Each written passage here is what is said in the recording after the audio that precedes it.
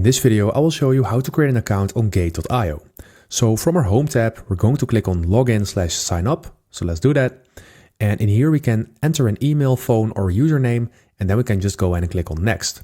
You can also select to log in with Google, Apple, Telegram, or Microsoft down below, but I'm just going to enter an email and then I'm going to click on next. So if you do not have an account yet, then you will probably get this notification saying that it cannot find an account, and then you can just go in and click on confirm to sign up. So let's go in and click on confirm. And in this section, we can just enter our details and then also our country, region, or residence.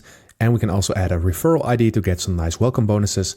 And then you just need to click on accept user agreement and privacy policy, and then you can sign up. And please note that your country or region of residence is one of the available countries in here, because Gate.io is not available in every country, and it is also not available in the EU. So just go ahead and select your country, and if your country is allowing you to use Gate.io, then you can just go ahead and click on sign up. So that is how you do it. I hope this video helped you out. Please leave a like and consider subscribing, and then I'll see you in the next one.